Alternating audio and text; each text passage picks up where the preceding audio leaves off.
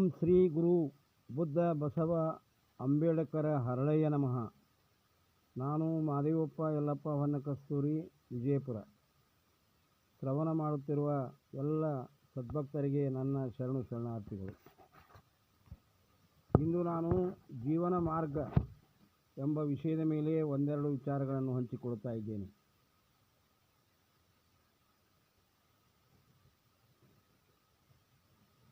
ಈ ಪ್ರಪಂಚದಲ್ಲಿ ಕಲ್ಲು, ಮುಳ್ಳು, ಮರ, ಬೆಟ್ಟ, ಗುಡ್ಡ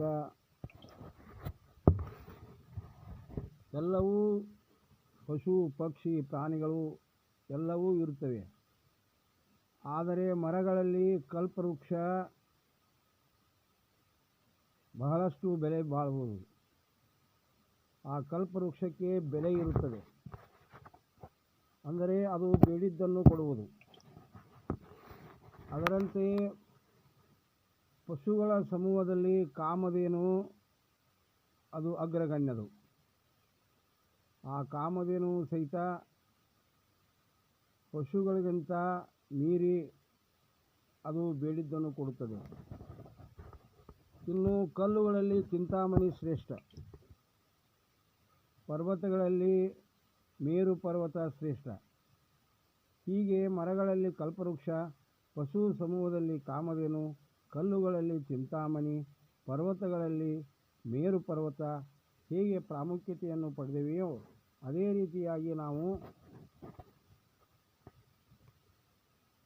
ಉತ್ತಮವಾದಂಥ ಕರ್ಮ ಮಾಡಿ ನಿಸ್ವಾರ್ಥದಿಂದ ನಮ್ಮ ವೃತ್ತಿಯಲ್ಲಿ ಆ ಭಗವಂತನನ್ನು ಕಂಡುಕೊಂಡಾಗ ನಾವು ಕಲ್ಪವೃಕ್ಷದಂತೆ, ಕಾಮಧೇನುವಿನಂತೆ, ಚಿಂತಾಮಣಿಯಂತೆ, ಮೇರು ಪರ್ವತದಂತೆ ನಾವು ಉನ್ನತ ಮಟ್ಟದ ಜೀವನವನ್ನು ಸಾಗಿಸಲು ಅದು ಸೋಪಾನವಾಗುತ್ತದೆ. ಆದ್ದರಿಂದ ಪಾಪಕರ್ಮ ಮಾಡುವುದರಿಂದ ನಮ್ಮ ಶರೀರಕ್ಕೆ ರೋಗ ಅಂಟಿಕೊಳ್ಳುವುದು, ನಮ್ಮ ವೃತ್ತಿಯಲ್ಲಿ ನಷ್ಟ ಉಂಟಾಗುವುದು, ಸಾಲದ ಹೊರೆ ಹೆಚ್ಚಾಗುತ್ತದೆ. ಸಾಲದಿಂದ ಬಾಧಿತನಾದ ವ್ಯಕ್ತಿ ಹಗಲಿರುಳು ಚಿಂತೆಗೊಳಗಾಗಿ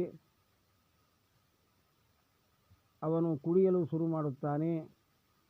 ಕುಡಿದು ರೋಗಗ್ರಸ್ತ ಆಗಿ ನೆರೆಹೊರೆಯವರಿಗೆ ಬೇಸರಾಗಿ ಅವನು ಕೊನೆಗೊಳ್ಳುತ್ತಾನೆ. ಆದರೆ ನಾವು ಪರಮಾತ್ಮನ ಮೇಲೆ ದೃಢವಾದ ನಂಬಿಕೆ, ವಿಶ್ವಾಸ ಇಟ್ಟಾಗ ನಾವು ಆ ಪರಮಾತ್ಮನ ಕೃಪೆಗೆ ಪಾತ್ರರಾಗಿ ಅವನ ಕರುಣೆಗೆ ಪಾತ್ರರಾಗುತ್ತೇವೆ. ಯಾವ ರೀತಿಯಾಗಿ ಪತಿವ್ರತ ಸ್ತ್ರೀಯಳು ತನ್ನ ಗಂಡನನ್ನೇ ದೇವನೆಂದು ನಂಬುತ್ತಾಳೆ, ಅದರಂತೆ ನಾವು ಭಗವಂತನನ್ನು ನಂಬಬೇಕು. ಸಾವಿರಾರು ಕೋಟಿ ದೇವರನ್ನು ನಂಬುವುದು ಬಿಟ್ಟು ಒಬ್ಬನೇ ದೇವ ಎಂದು ನಂಬಬೇಕು. ಅದಕ್ಕಾಗಿ ವಿಶ್ವಗುರು ಅಣ್ಣಬಸವನವರು ತಮ್ಮ ಒಂದು ವಚನದಲ್ಲಿ ಹೇಳುತ್ತಾರೆ, ಇಬ್ಬರು ಮೂವರು ದೇವರೆಂದು ಉಬ್ಬಿ ಮಾತನಾಡಬೇಡ, ಒಬ್ಬನೇ ದೇವನಲ್ಲದೆ ಮತ್ತೊಂದಿಲ್ಲೆಂದಿತ್ತು ವೇದ. ಅದೇ ತೆರನಾಗಿ ಪರಮ ಪತಿವೃತ್ತಿಗೆ ಗಂಡನೊಬ್ಬ, ಮತ್ತೊಂದಕ್ಕೆ ಅರಗಿದರೆ ಕಿವಿಮೂಗು ಕೊಯ್ಯುವನು, ಹಲವು ದೈವದ ಎಂದೆಲ್ಲ ತಿಂಬುವರ ಏನೆಂಬೆ ಎಂದು ಪ್ರಶ್ನಿಸುತ್ತಾರೆ. ಅದಕ್ಕಾಗಿ ನಾವು 108 ದೇವರನ್ನು ಪೂಜಿಸುವುದಕ್ಕಿಂತ ಏಕದೇವ ಉಪಾಸನೆಯಿಂದ ಅನ್ಯ ಬೇರೆ ದೇವಿ ದೇವತೆಗಳಿಂದ ನಮ್ಮ ಇಷ್ಟಾರ್ಥಗಳು ಪೂರೈಸುವುದಿಲ್ಲ ಎಂಬ ದೃಢ ನಂಬಿಕೆ ನಮಗಾಗಬೇಕು. ಆದರೆ ಪಾಪಕರ್ಮಗಳನ್ನು ಪದೇ ಪದೇ ಮಾಡುತ್ತಾ ಹೋದರೆ ನಮ್ಮ ಜೀವನ ಮತ್ತಷ್ಟು ಹದಗೆಡುತ್ತದೆ. ಸಹವಾಸವಿದ್ದಂತೆ ಗುಣ ಎನ್ನುವಂತೆ ನಾವು ಯಾವಾಗಲೂ ತಮ್ಮ ದೋಷ ಬೇರೆಯವರಲ್ಲಿ ಕಾಣುತ್ತೇವೆ. ಅಂದರೆ ಸಹವಾಸದಂತೆ ನಾವು ಸಮಾಜದಲ್ಲಿ ಎನಿಸಿಕೊಳ್ಳುತ್ತೇವೆ. ಒಬ್ಬ ವೇಶ್ಯೆಯ ಜೊತೆ ನಾವು ತಿರುಗಾಡಿದರೆ ಇವರೂ ವೇಶ್ಯರು ಎಂದು ಭಾವಿಸುತ್ತದೆ. ಅದಕ್ಕಾಗಿ ಸಜ್ಜನರ ಸಹವಾಸ ಮಾಡುವುದು, ಶರಣರ ಭಕ್ತರ ಸಹವಾಸ ಮಾಡುವುದು, ಭಕ್ತನ ಶ್ರದ್ಧೆ ಭಾವನೆ ನಿಜವಾಗಿಯೂ ಪರಮಾತ್ಮನಲ್ಲಿ ಇಟ್ಟಾಗ ಆ ಭಗವಂತನು ನಮಗೆ ಎಲ್ಲ ವ್ಯವಸ್ಥೆಯನ್ನು ಸಕಲ ಸೌಭಾಗ್ಯವನ್ನು ಕೊಡುತ್ತಾನೆ. ಅದಕ್ಕಾಗಿಯೇ ನಾವು ದೃಢ ನಂಬಿಕೆ ಬೇಕು. ಬೇರೆಯವರಿಗೆ ನಾವು ಬೇಡುವ ಅವಶ್ಯಕತೆ ಬರುವುದಿಲ್ಲ.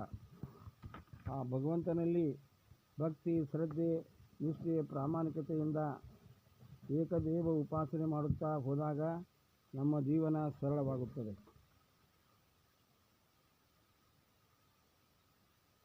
ಆ ಭಗವಂತನಿಗೆ ನಾವು ದಿನಾಲೂ ರೊಕ್ಕ, ರೂಪಾಯಿ, ಬಂಗಾರ, ಬೆಳ್ಳಿ, ಮಗಳ ಲಗ್ನ, ಮದುವೆ ಮುಂಜೆಗಾಗಿ ಬೇಡುತ್ತೇವೆ.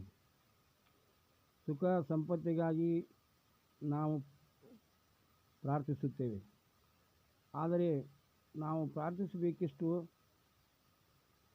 ನನಗೆ ಕಷ್ಟಗಳನ್ನು ಕೊಡು, ನೀನು ಕೊಟ್ಟಂಥ ಕಷ್ಟಗಳನ್ನು ಎದುರಿಸುವ ಶಕ್ತಿ, ಸಾಮರ್ಥ್ಯವನ್ನು ಕೊಡು ಗುರುದೇವ ಎಂದು ಬೇಡಿಕೊಳ್ಳಬೇಕು. ಕಷ್ಟಗಳು ಅವು ನಮಗೆ ಹೆಚ್ಚು ಕಷ್ಟಗಳನ್ನು ಭಗವಂತನು ಕೊಟ್ಟಾಗ ನಾವು ಭಗವಂತನ ಸಮೀಪಕ್ಕೆ ಹೋಗುತ್ತೇವೆ, ಭಗವಂತನನ್ನು ನೆನೆಸಿಕೊಳ್ಳುತ್ತೇವೆ.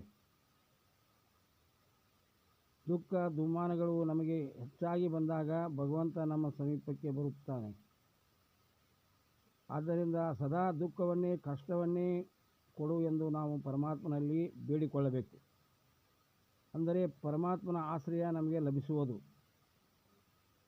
ಅದಕ್ಕಾಗಿ ಭಗವಂತನಲ್ಲಿ ನಾವು ಅನ್ಯ ಪದಾರ್ಥಗಳನ್ನು ಬೇಡದೆ ಕಷ್ಟ ಕಾರ್ಪಣ್ಯಗಳನ್ನು ಕೊಡು ಗುರುದೇವ ಎಂದು ಬೇಡಿಕೊಳ್ಳಬೇಕು.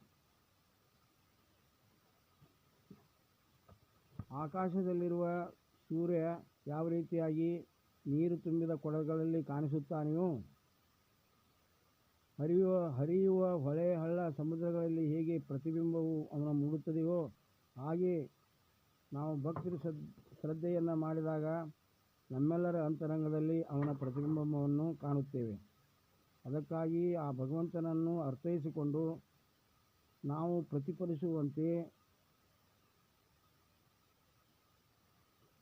ಪ್ರತಿಬಿಂಬಿಸುವಂತೆ ನಮ್ಮ ಕಾಯ, ವಾಚ, ಮನಸ್ಸ ಪರಿಶುದ್ಧವಾಗಿ ಮಾಡಿಕೊಂಡಾಗ ಮಾತ್ರ ಅದು ಸಾಧ್ಯ. ಭಗವಂತನನ್ನು ಕಾಣಲು ಎಲ್ಲೆಲ್ಲೂ ಅಲೆದಾಡುತ್ತೇವೆ, ಗುಡಿ ಗುಂಡಾರಗಳನ್ನು ಸುತ್ತುತ್ತೇವೆ, ಅನೇಕ ವೃತ್ತಗಳನ್ನು ಮಾಡುತ್ತೇವೆ. ಅವು ಎಲ್ಲವೂ ಕ್ಷಣಿಕವಾದರೂ ಮತ್ತೆ ಮೊದಲಿನ ದಿನಚರಿಯಲ್ಲಿಯೇ ಬಾಳುತ್ತೇವೆ. ಮೊದಲಿನ ದಿನಚರಿ ಅದು ಮರುಕಳಿಸಬಾರದು. ಆದ್ದರಿಂದ ಆ ಭಗವಂತನಿಗಾಗಿ ನಾವು ಹಂಬಲಿಸಬೇಕು. ಆಗ ಮಾತ್ರ ನಮ್ಮ ಅಂತರಾಳದಿಂದ ಧ್ವನಿ ಬಂದಾಗ, ಕೂಗು ಬಂದಾಗ ಭಗವಂತನು ಸಂಸಾರದಿಂದ ನೊಂದೆಯ ಮಗು ಎಂದು ನಮ್ಮನ್ನು ಮಾತಾಡಿಸುತ್ತಾನೆ, ಎಬ್ಬಿಸುತ್ತಾನೆ. ಆದ್ದರಿಂದ ಆ ಸದ್ಗುರು ನೀಡಿದ ಇಷ್ಟಲಿಂಗದ ದೀಕ್ಷೆಯ ಪ್ರಕಾರ ಗುರುವನ್ನು ನಾವು ಭಗವಂತನ ಸಾಕ್ಷಾತ್ಕಾರವೆಂದೇ ಪೂಜಿಸಬೇಕು, ಉಪಚರಿಸಬೇಕು. ಯಾವ ಗುರು ರೊಕ್ಕ, ರೂಪಾಯಿ, ಕಣ್ಣು, ಮಣ್ಣು, ಹೊನ್ನಿಗಾಗಿ ಆಸೆ ಪಡುವುದಿಲ್ಲವೇ ಅಂಥ ಗುರುವನ್ನು ನಾವು ಆಯ್ಕೆ ಮಾಡಿಕೊಂಡು ನಮ್ಮ ಜೀವನ ಸಾರ್ಥಕ ಸಫಲತೆಯನ್ನು ಪಡೆಯಬೇಕು. ಅಂಥ ಗುರುವಿನ ಆಶೀರ್ವಾದದಿಂದ ನಮ್ಮ ಜೀವನ ಮಾರ್ಗವನ್ನು ಸುಗಮ ಮಾಡಿಕೊಳ್ಳೋಣ ಎಂದು ಹೇಳುತ್ತಾ ಎಲ್ಲರಿಗೂ ಶರಣಾರ್ಥಿಗಳು.